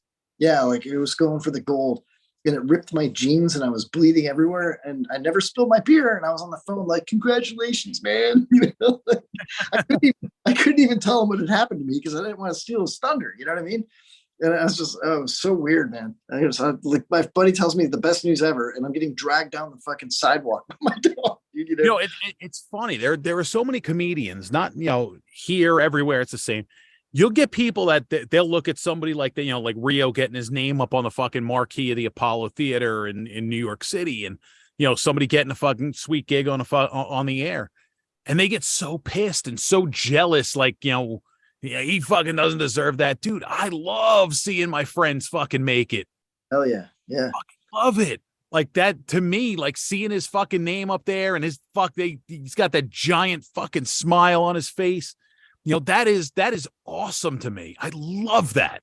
It's surreal to think that not that long ago, almost like another lifetime, when none of this stuff even existed for me before I ever even put my foot in the pool, Well, I mean, I'm glad I fucking, I know I'm going to take a little bit of credit for pushing you towards doing stand up. Oh, hell yeah. Had a big influence on that. My buddy, Patrick Welsh. You guys are the best. I would never have done it, man. But it's not even that though. It's like, but I mean, that's all of it. But before any of this, I never thought about, like, every once in a while I go to a comedy show or a concert, I might bump into or piss next to a guitar player or a comic that's selling merch and shake their hand or whatever it might be. But to see our friends now, it's been a decade, see people are saying it's not only so awesome to see them do it, it's surreal. Like, I'm actually rubbing shoulders and hanging out with the people that are making it. How cool is that? You know what I mean? I don't know, man. I was dating this girl that was like, you sure like to brag about yourself a lot. And I'm like, because I'm talking about what happened in my day or what happened over the weekend or what I saw. My friends did this, I did that. You know what I mean? It's not bragging. It's encouraging each other and talking about it and experiencing how much fun it was. Like, talk about it, Yeah. What's funny is seeing guys that that you've seen eat shit. You've done shows with them where everybody ate shit, so you've seen the bottom. No, I'm never there. No, Roger, I got to disagree. I don't know anybody that's Give it time. Every fucking comic eats shit. I'm joking. Give it time, you lucky bastard. I mean, I'm fortunate enough where I haven't eaten shit that often, but I've eaten shit. But when you see somebody who has eaten shit, doesn't matter that they're everybody's eating shit. Dave Chappelle has eaten shit. I eat a lot of shit. I do. Some point has eaten shit. So, but to see somebody at that point where they've eaten shit, they had a bad set, they're having a bad fucking night, and then to see them be successful. What do you make of it, dude? Like, does it really matter if they're successful, if they're happy? Because that's what I'm going for, just not being successful. That's where I'm trying to be at. Well, to a lot of people, especially performers, this, success is the way to happiness for them, or at least, to the short term. I mean, there are people that are wildly successful and incredibly unhappy. Money doesn't buy happiness, but I got to be honest with you. I would rather be fucking miserable in a Mercedes than happy on a bicycle, especially since I'm fat and I don't fit on a fucking bicycle that well. I could agree with that statement. Not that you're fat. I'm not fat. I'm just a little old now, I mean, I wouldn't say that. I wouldn't say you're old. Feel it, man. Although, dude, I've been feeling a lot better, stronger lately. I put on a few pounds. I've been working a little bit harder physically at work, so it's kind of cool, Nice. Yeah, shaving my balls, all that. Nice. You got to shave them, man. It makes it look bigger. That's why I do it. Yeah, a girl told me I had the softest balls ever recently. Oh, yeah, nice. Yeah. I was like, wow, I got really soft balls. Did you tell her that you use bag balm on them? No, but I can't. We can't. You know what bag balm is? Yeah, I know what bag balm is. It's like nipple cream. Yeah. Oh, nipple cream for cows, but it's actually really good for your hands in the winter. What about your balls? It's probably good for that. Put it on ice cream, whatever. Who fucking cares? Just do what makes you happy, man. Would that fall into the sugar, salt, fat, or booze category? Bag balm. I'm not sure that it would definitely be fat because it's got lipids. It probably doesn't have salt in it. It might have some alcohol in it. So we'll go. It's going to go be fat and alcohol. There you go. All right, cool. I'll put it on my steak. Why not? Shake a little on there. What's your favorite cut of steak? My favorite cut of steak. Okay, there's 3 levels of my favorite cut of steak. Excellent. Okay. Excellent question. The first one is what I can afford. So on the brokest of days, I would say any kind of thin cut that you can make into a sandwich steak or roll into a burrito or chop up and make either like a pepper steak with it or maybe even like a Philly cheesesteak type thing. Now, on that note, are steakums acceptable? I was going to say, yeah, steakums would qualify because it's about the same price for a box of steakums as it is for a thin cut one piece of steak, you know, $5-7, whatever. But the next level would be your mock sirloin. The mock sirloin is thick and marbled, but not too much, not super fatty. So you can cook it on the grill in a skillet. You can make it into a breakfast steak. It's thick enough to make bite-sized pieces with. If you cut it up, it's the consistency of a fake cut of like a ribeye, you know? And then of course, I think the favorite cut for me, and this might throw you off, I don't know if it qualifies as steak. You're going to think porterhouse or T-bone or something like that, but I'm going to go with the oven roast. And albeit on a sliding scale of what it costs, an oven roast could cost you, you know, a pound or two, $15-18, but it's so giant that if you sear it and then put it in the crock pot with vegetables, carrots, onions, portobellos, whatever, it now falls apart. And you can just this conversation the night that you had just made a fucking a roast. I did it the other night. Remember? Well, yeah, I talked about it. Yeah. Yeah, it was so good. I ate off it for like 3.5 days, and then I gave the rest to my dog. Nice. Yeah, hell yeah. Now, what's funny is my absolute favorite cut of steak, the absolute tops for me. I can't wait to hear from you, dude, because you know. What? All right, if you had a guess, what do you think my favorite cut of steak is? I'm going to say, because you like a little bit of everything, your favorite cut of steak is going to be filet mignon wrapped in bacon. All right. While I do absolutely adore filet mignon wrapped in bacon, my favorite cut of steak is skirt steak. Man, skirt steaks are so tough though, and they cook so fast. You gotta eat them right. You gotta know how to cut it to eat it, and it is absolutely mind-blowingly delicious and tender. How do you do this? Okay, so if you look at a piece of skirt steak, it's long and narrow. Yeah. You have to do is cut it into chunks long ways. You can see which way the meat, the grain of the meat runs. Cut it into the and then you got to cut it thinly across the grain when you eat it. Oh man, we got to do this. You got to show me this technique. Describing it is one thing, but making it and taste testing it. You know what? Are you live on your phone? Yeah, I suppose you could say that. Okay, then you'll be able to look at this picture later. I'm gonna send you a picture. This actually showed up. I don't know if I could hold it up to the fucking. Dude, listen, you've been making a lot of jokes. If you're about to send me like some beef curtains and call it skirt steak, I'm not gonna be. I am gonna send you.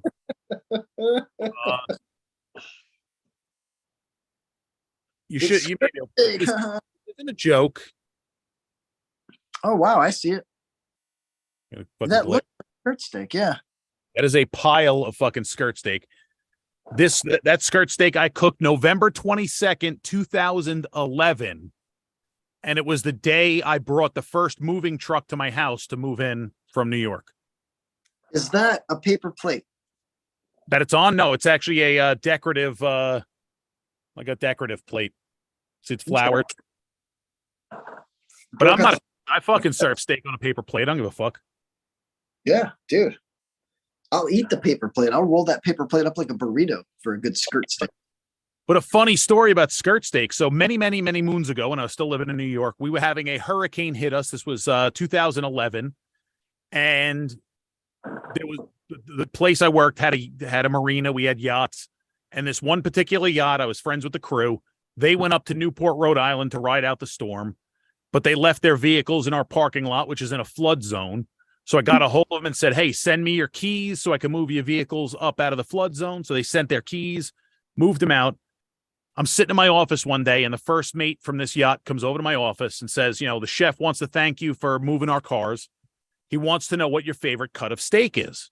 Nice. So I said skirt steak. I love skirt steak. Okay, no problem. He leaves. He comes back like 2 hours later, and he's like, I don't know what the fuck is up with skirt steak. I don't know if this is like an inside thing. He's like, but whatever skirt steak means, it pissed the chef off because he started throwing shit and cursing you out. I said, well, fuck, I'm sorry. I'm like, what the fuck? He's like, what's your second favorite cut of steak? I'm like, ribeye. So the next day, the mate shows up at my office with 2 super thick cut, dry age fucking ribeye steaks. They left the price tag on them, not to show me, but it was wrapped with the price tag stuck to it. $120 for 2 steaks. Wow. Now, I know how to fucking cook steak. I got to be honest with you. I was not impressed. I didn't tell the chef that. I told him that they were absolutely fucking amazing and thank you so much. I appreciate it. But the next week I went to the fucking grocery store, picked up some New York strips, and they came out better than those fucking $120 fucking dry age, jobbers. Dude, I often look at the steak selection at like Publix, and I'll see something that's like $36, $28, and I'm like, should I just do it? Is it that good? Like, I know how to cook a steak too, bro, for sure. I'll sear it and I'll do all that stuff, but I don't know if I can justify that, man. You need to know what you're looking at in a steak. You need to look for marbling and for the amount of fat and how it's trimmed and how thick it's cut. Some steaks can be worth that much. I mean, I have never, and probably because I'm afraid to fuck it up and spend that much money and fuck it up, but I have never cooked Wagyu, Japanese Wagyu, Australian Wagyu, like A7 marbling score. I've never gotten those stupid fucking expensive Kobe style steaks because I'm afraid to fucking, you spend $150 on one steak and you fuck it up. I don't want to do that. That's like the equivalent of purchasing like an exotic animal, like a tiger. I got this tiger steak. I don't want to fuck it up, I guess.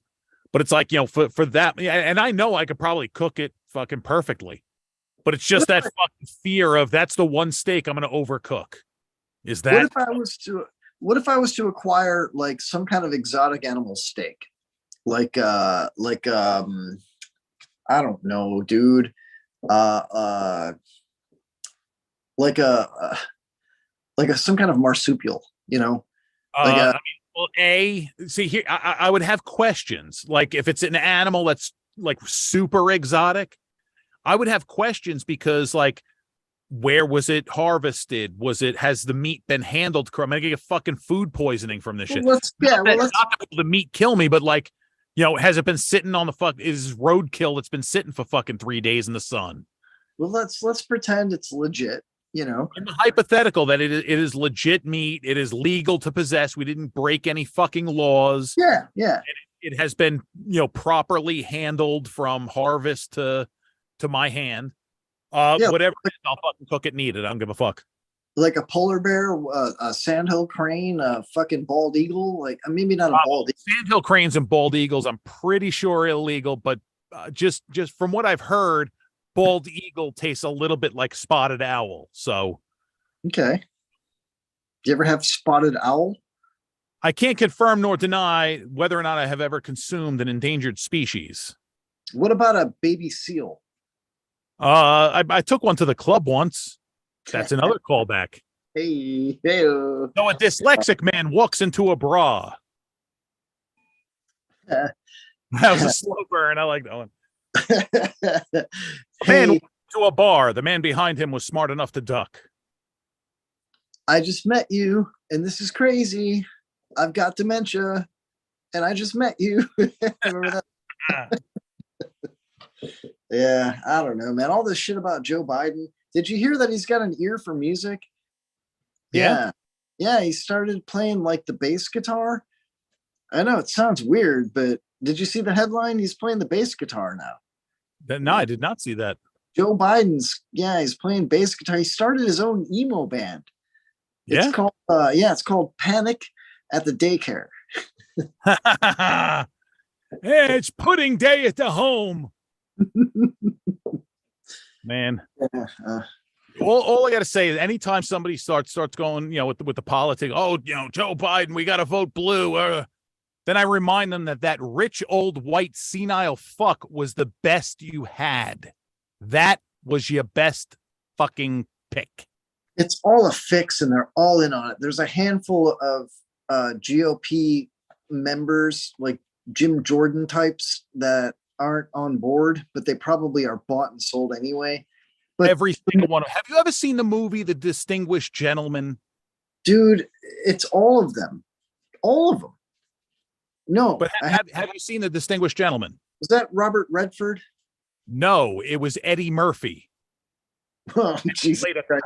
He played a con man named Thomas Jefferson Johnson, who the congressman in his district was named Jeff Johnson, was banging his mistress, had a heart attack and died during the campaign.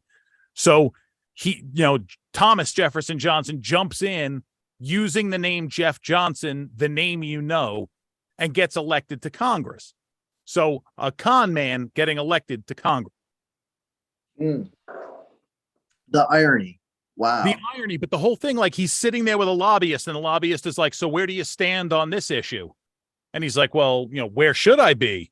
And the lobbyist like, oh, I don't fucking care. If you're for it, I have money from these people. And if you're against it, I have money from these people. So whatever we're getting. And he comes to realize that Congress is nothing but one giant fucking con. And it's scary when movies like The Distinguished Gentleman, Idiocracy, They Live, all these movies are coming to be like, almost like they're prognosticators, like they've predicted the future. It's amazing that a movie like Idiocracy predicts the future. Watch it. They Live is another one, man. That's great that you mentioned that. Roddy Piper, remember that? Yeah. I've come to kick ass and chew bubble gum, and I'm all out of bubble gum. It's amazing shit, man. People get like all rah. I have a friend who's a drummer in a band, and he just jumps on anything I ever post. I posted a video that's about 3 seconds long on social media, and it's Joe Biden just aggressively sniffing the backside of a young boy who's like on his mom's shoulder. He's just like, ugh. And it's just really, really disturbing. And my friend Al is like, he posts like a bunch of pictures of Trump. He grabbed this woman by the pussy. He did this. He did that. And he's like, it's okay for your guy. Oh, it's so great to see these, the red wave didn't happen. And the tears of my, you GOP losers, whatever. And I'm like, dude, just because people, are calling out somebody for sniffing a child doesn't mean they're all like MAGA hat wearers. You said this guy's the drummer in a band? Yeah. He's not the bass. Not even the bass. Is the lead singer or the guitarist, saying shit? No, you know why they don't have to? Because they're the lead singer and the guitarist. The drummer has to fucking say something so people notice him. Like, I'm in the band too. Something, man. It's just disturbing that there's people out there that are so rah for one side or the other. And it's like, don't you understand? They all fucking don't give a shit about any of us. St. George Carlin once said, it's a giant fucking club and you ain't in it. The perception that you have a choice, you don't have a choice. Your owners are already making those choices for you. Masters. Yeah, it's crazy, man. Semi-benevolent overlords. But while you're watching somebody sniff the backside of a child and you call it out as gross, people are like, yeah, well, your guy was grosser. And it's like, how do you defend that? By saying my guy? I don't have the thing about that, though. If you listen to that audio clip of him talking about, grab him by the pussy, he said they let you can do whatever you want. You can grab him by the pussy. It's not like I'm going to forcefully grab them. It's they let you. Yeah. And it was a hot mic on a bus, like, 9 years before he decided to run for president? He was still a Democrat back then, if I recall. Possibly. But again, the thing that they don't talk about is he said they let you. Yeah, They yeah, grant you consent to do so is basically what he was saying. Who gives a shit? You know what? Everybody made big shit about Clinton getting a blowjob for Monica Lewinsky, who, by the way, I'd let her suck my dick. I But think here's the thing: like, no, everybody's nobody talks about how much JFK was a womanizer. You know why? Because JFK was fucking Marilyn Monroe, and Bill Clinton was banging Monica Lewinsky. I mean, I'd bang Monica Lewinsky, but we're talking two different classes of women here, two different leaders. But JFK at least blew his load on his wife before he died, That's true, man. That is fucking true. He fucking, Jackie's fine ass right there, and old JFK could do is slump down in the seat. I mean, fuck. Yeah. I'd go down on her too, though. She's kind of hot, Still, I mean, crack open a cold one, right? As my Billy Geyer says, you don't need a pickup line for necrophilia. You just need a shovel. Dude, I'm thinking about writing. I shouldn't say this one. No. Say it. Fuck it. Who cares? This is uncensored. And I'm thinking about writing another book. It's going to be a coffee table book, mostly pictures. It's going to be a tribute book to remember the lost and acknowledge and remember the lost and deceased past heroes of the baseball players of the times of segregation. It's Okay. kind of, I'm going to call it the Go on, what do you got? I'm waiting for the punchline. I'm going to call it the I can't do it, dude. I'm going to call it the Negronomicon. Jesus. Because it's like a book of the dead of the Negro Leagues, the baseball players, man. And here's the thing, like you started saying you're going to make a coffee table, and I'm thinking like I should make a coffee table picture book of nothing but pictures of coffee tables. That's a good idea. It's probably a little cleaner than my joke. Yeah. Yeah, it is. It is. Yours is pretty good. Pretty terrible. Yeah, well, one man's trash is another man's treasure. I dated a pirate girl once. She was a straight up pirate. You ever date a pirate? Like she had the bird on her shoulder and everything. Nice. Yeah. It didn't work out though. Why not? Thanks for asking. She kept trying to peg me, but I was still attracted to her because she taught yoga. Yeah, she was a yoga teacher, She called her business Pilates of the Caribbean. All right, that's good. I'll be here. I'll be here all from 5 till 5:06. It's fucking terrible. So a pirate walks into a bar with a steering wheel hanging out of the front of his pants. The bartender says, "Hey, you got a steering wheel hanging out of the front of your pants?" And the pirate says, "Arr, and it's driving me nuts." It's driving us nuts, man. Driving me nuts. Damn. A horse walks into a bar and the bartender says, "What will you have, Sarah Jessica Parker?"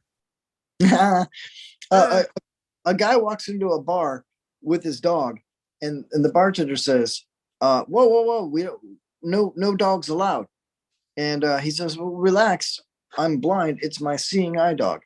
And the bartender says, oh, okay. So the blind man sits down on a bar stool and he picks the dog up from the collar and swings it around by its leash and then puts it on the bar. The dog's all dizzy and the bartender's like, what the hell was that? The guy says, oh, relax, I'm just having a look around. Do you know why blind people don't go skydiving? No. Scares the shit out of the dog. All right. Let's just... Do you know why female skydivers have to wear underwear? Because their lips are like, on the way down. You know why cavemen used to drag their women by their hair? Yeah. If they dragged them by their feet, they'd fill up with mud. Oh, what's the difference between a nun in church and a nun in the bathtub? I don't know. One has hope in her soul. It's like saying, what's the difference between a lesbian and a Triscuit? What? One's a snack cracker, the other's a crack snacker. Oh, hey, what's the difference between a women's track team and a pygmy village? I don't know. One's a bunch of cunning runts. That's good. So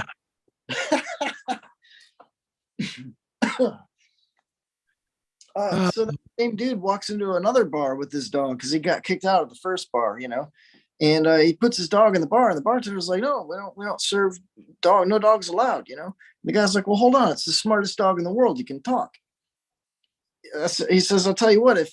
If I can make my dog talk, I'll bet you $5." He says, "I can make my dog talk." The bartender's like, "All right, you're on." So the guy looks at his dog and he says, "Hey, dog, what's on top of the bar?"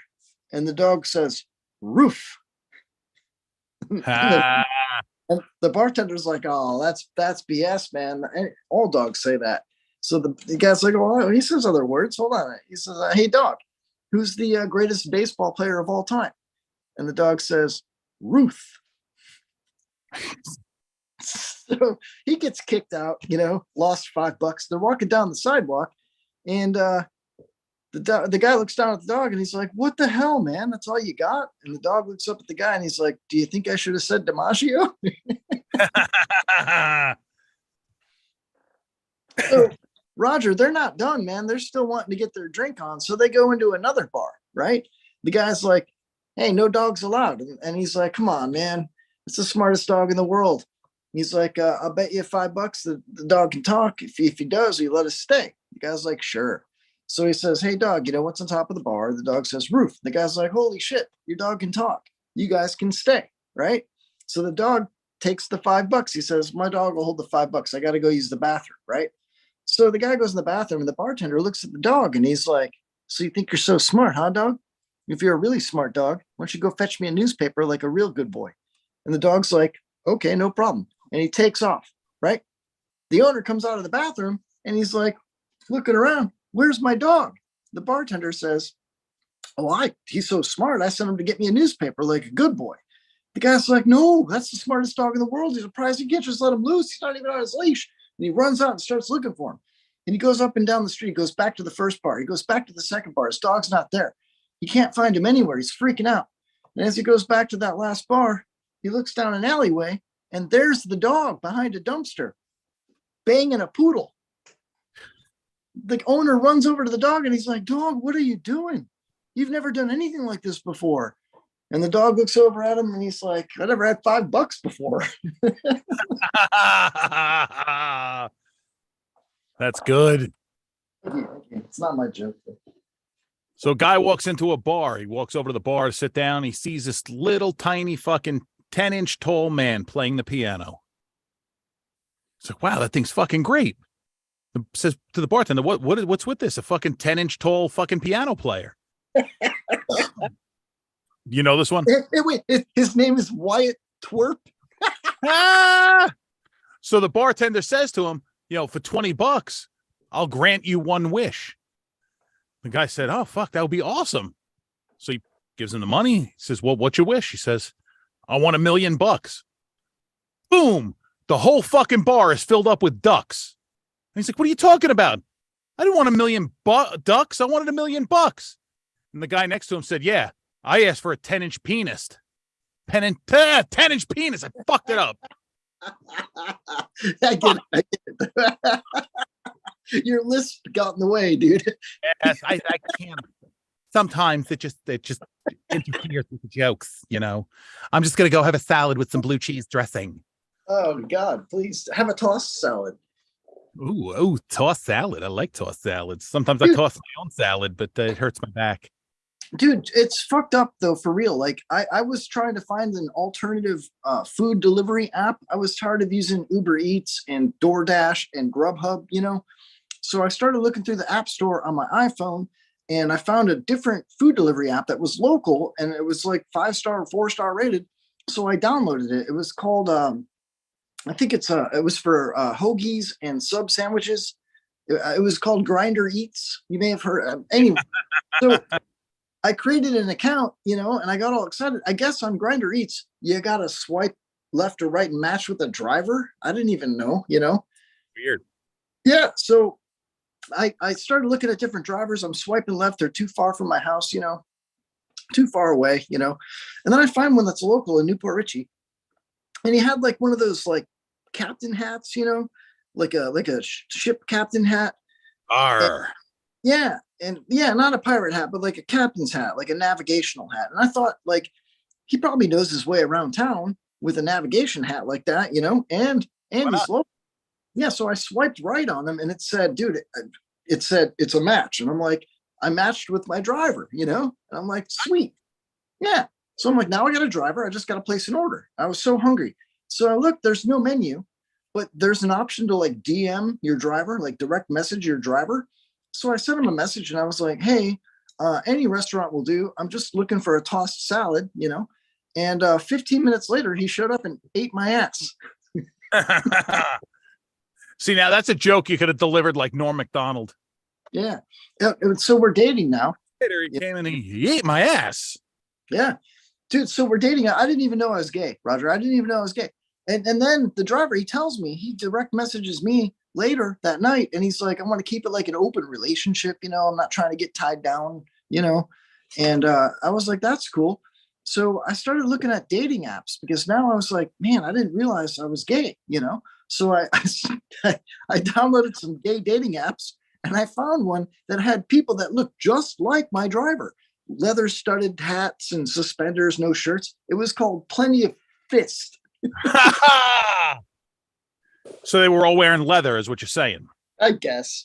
Now, was the music playing on the app? Something like dun, dun, dun, dun. Yeah.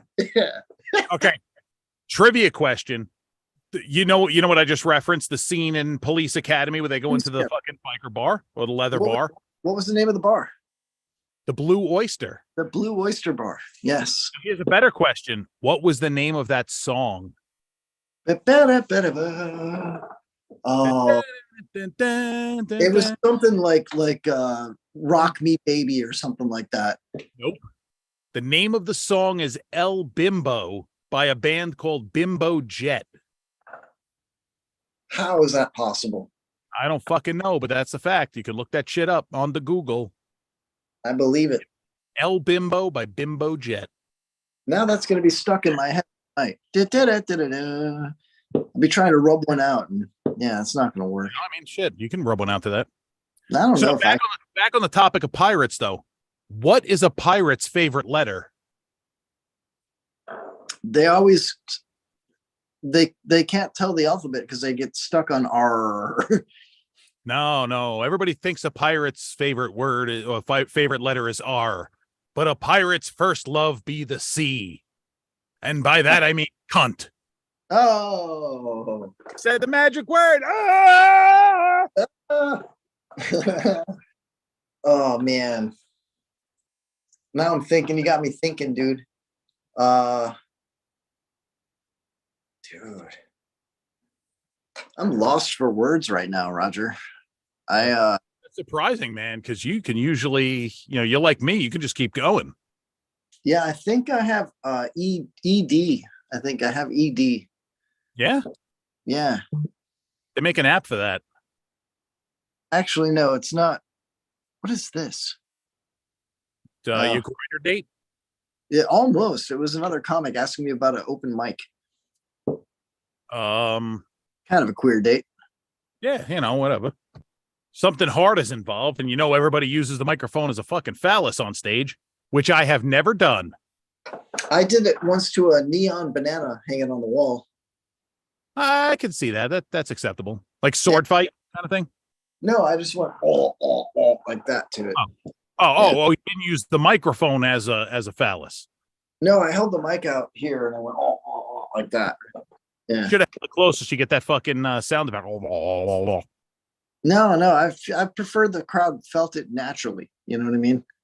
All right. Organically, they is the technical term for it. I believe in the industry they say organically. Organic. Yeah. They absorb it. Yes. Fuck. Oh, man. So You know what? We normally do this thing on here called 20 questions.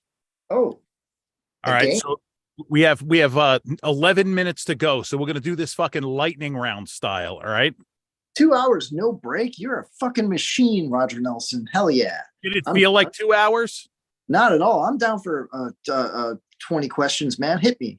We got 11 minutes. I'll do it in 9. Fire this off. So some of these are deep and philosophical. Most are light and topical. So here we go. Question number 1. What is your favorite color? I don't see color. Oh, what are you, one of them colorblind freaks? All right, black. All right, no, green's my favorite color. Green. Correct. Yeah. All right. Number 2. If you knew you were going to die and it was your last supper, what meal would you choose as your last meal? Oh, Taco Bell. Yeah? Either Taco Bell or just pizza. I don't care what kind of pizza. What's your favorite thing on the Taco Bell menu? Well, it's all the same ingredients, but I would say a hard shell taco supreme. Yeah. You know what's better than that? You know what's considered the best item on a Taco Bell menu? Mexican pizza? Nope. Cheesy Gordita Crunch. Huh. I highly recommend it. I'll try it. I think I've had it. It's delicious. They put the sauce on it. It's good. All right. Number 3. What is your favorite guilty pleasure movie? Like a cheesy, old, it doesn't have to be old, could be new, but like a movie that people would be surprised that you really like. Could be something obscure. I would go with like Point Break. I really liked Point Break. Yeah, that was a really fun movie for me. That was a classic one. Yeah. On the same note, guilty pleasures. What is your guilty pleasure song? The one you'll fucking rock out to until you come to a stoplight and you got to lower the volume because you don't want anybody knowing that you know every word to it. Oh man, this is bad. It's a religious song. It's called "Lift Me Up" by the Supertones, the Orange County Supertones. It's a church song. You know what my favorite religious song is? It's a song called "The Hand of the Almighty." Really? Yeah, the chorus goes, "He'll fuck you up. Yes, God will fuck you up." I respect it. Number 5, and the answer cannot be blow. What was your first job? Like, you didn't have to name the company, but like, what did you do as your first job? I was a batter boy at Brown's Chicken, and I was 14 years old, and I battered and breaded gizzards and livers and chicken. It was nasty. You ready for this shit? My first job was battering chicken at Roy Rogers. Get the hell out of here, dude. That was my first actual on the books job. Same. Yeah. All right. Number 6, does pineapple belong on pizza? I don't know if it belongs on pizza. No, but I don't mind it on pizza. I like it on if I'm in the mood for it, a little Canadian bacon Hawaiian pizza. Sure. Why not? I like it. Number 7, what would you describe as your perfect vacation spot? Oh man. I would say the other coast of Florida. I haven't been to California yet, or Hawaii, or Australia. So the best surfing I've ever seen in my lifetime has been the west coast of Florida, Deerfield Beach, New Smyrna. I would like to go there. I've been to Daytona. That's the east coast, man. East side, not the west coast. The east side. Yeah, my bad, dude. Listen, it's been a long night. I've been drinking gas station beer. Yeah, anywhere I could surf, man. As long as it can't be cold though, it's got to be warm water. So ideal spot would be a beach with 4 to 6 footers breaking nicely, evenly, with some barrels, and no jellyfish, no sharks, no rocks. That'd be cool. Something like that. I don't know. All right, number 8. Where do you want to be in 5 years? Oh man. 5 years, my kids will both be out of the house. A condo. I'd like a 1-bedroom condo. Okay. All right. That works. Number 9. Who has been your biggest inspiration to do what you do? Oh man.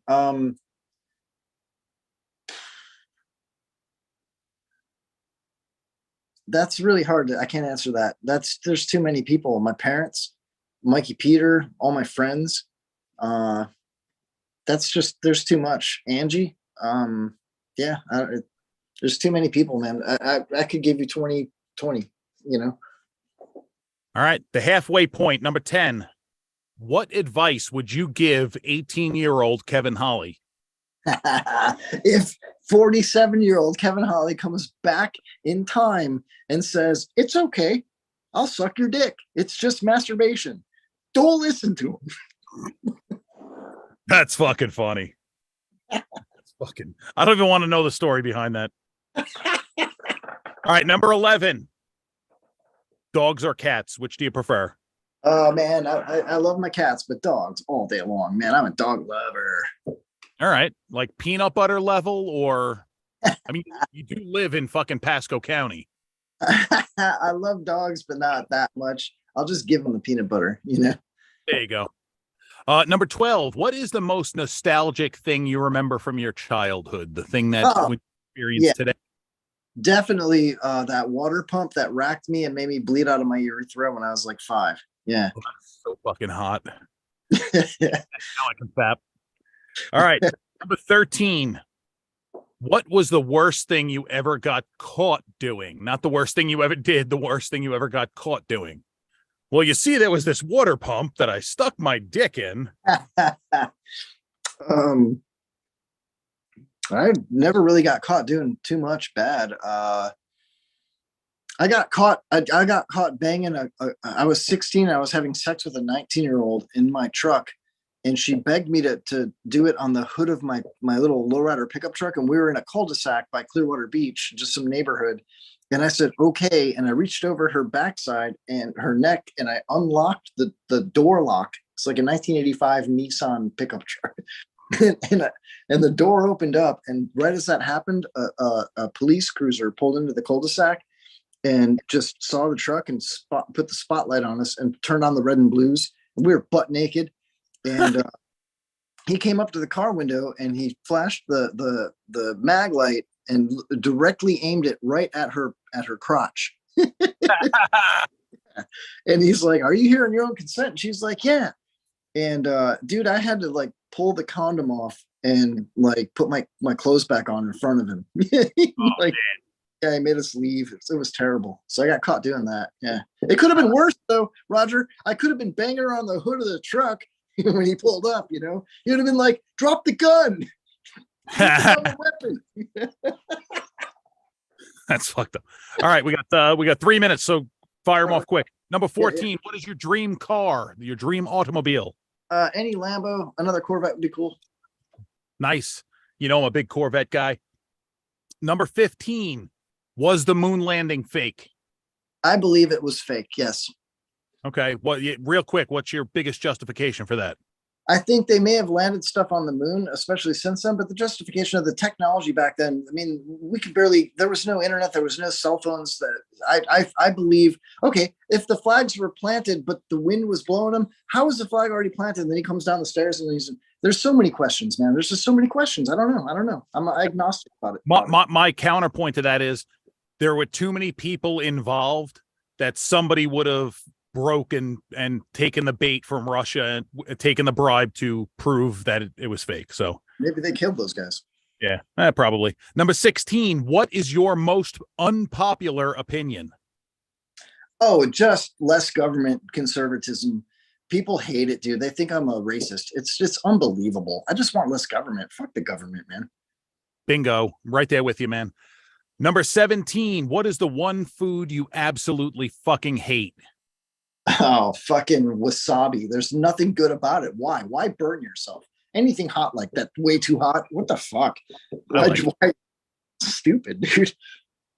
All right, number 18. What is your typical bar order? Beer, a light beer in a mug, a tap light beer, and Jameson neat, double Jameson neat. Yeah. Nice. Number 19. I know what the answer is. iPhone or Android?